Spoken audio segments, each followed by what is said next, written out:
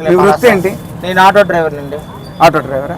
ఇప్పుడు ఎన్నికలు దగ్గర పడ్డాయి కదా, ఏ ప్రభుత్వం అధికారంలోకి వస్తే బాగుంటుంది అనిపిస్తుంది మీకు? ప్రస్తుతం జగన్ ప్రభుత్వం వస్తే బాగుంటుంది. జగన్ ప్రభుత్వం జగన్ ఏం చేయలేదు అంటున్నారు కదా ఇక్కడ.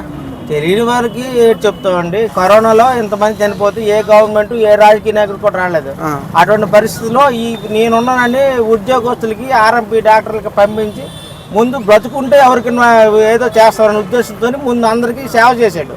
ఈ 3 సంవత్సరాలు దానికి అయిపోయింది. ఇంక 2 సంవత్సరాలు ఈ ప్రాజెక్టులు, చదువు ప్లాంట్, మన కిడ్నీ హాస్పిటల్, ఇక రకరకాల కార్యక్రమాలు, ఎవరి పథకాలు, గోరు ముద్ద, ఆటో డ్రైవర్కి, తర్వాత వృత్తి కార్మికులకి విపరీతమైన పథకాలు పెట్టాడు.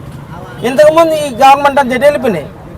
ఇప్పుడు దానికి సంబంధించి ఇక్కడ ఒక సామాన్య నాయకుడికి ఇచ్చి ఇక్కడ 40 సంవత్సరాలు పరిపాలించిన రాజకీయ నాయకులు చేయని పనులు, రోడ్లు వైడెన్స్ కానీ, జూనియర్ కాలేజీలు కానీ, డిగ్రీ కాలేజీలు కానీ, అలాగా మనసా రోడ్లు కానీ, ఇక అనేక కార్యక్రమాలు మాకేంటంటే ప్రజెంట్గా ఆటో డ్రైవర్గా మేము చెప్తుంది ఏంటంటే మాకు 10,000 రూపాయలు వాహనం ఇస్తారన్న కోసం కాదు.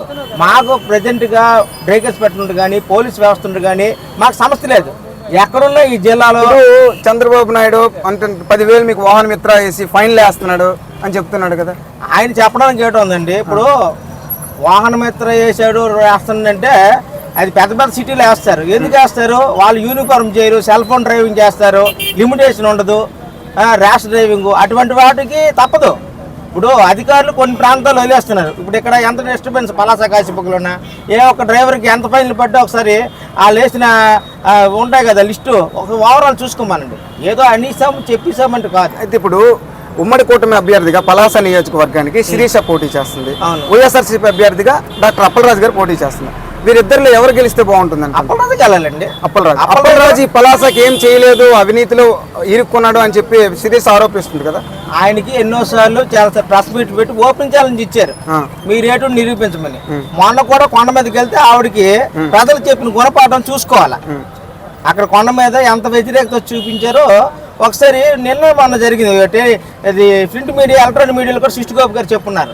అంటే ఇప్పుడు ఒక పార్టీకి మద్దతు ఇవ్వడమో అంటే దీనికోసం కాదు, వాస్తవంగా జరిగిన వాస్తవాలు మీరు చెప్పండి. అంతేకాకుండా ఈరోజు పెన్షన్ విషయం చూసుకోండి. ఇంటింటికి తీసుకొచ్చిన వాలంటీర్లకి లేదో ఇప్పుడు అభిమానం ఉంటే ఓటు ఎవరికి వేసుకోమంటే వేసుకుంటారు. కానీ ఈ రోజు వీళ్ళు చేసిన ఇబ్బంది వల్ల ఎంతోమంది వృద్ధులు, నిరాశ్రాస్తులు, ఫిజికల్ హ్యాండిక్యాప్డ్ ఎంత ఇబ్బంది పడ్డారు. ఇవన్నీ దృష్టిలో పెట్టుకొని ఇవన్నీ కూడా రేపు ఈ వైసీపీ గెలుపుకి కారణం నాంది పోతం అవుతుంది. Okay, thank you sir.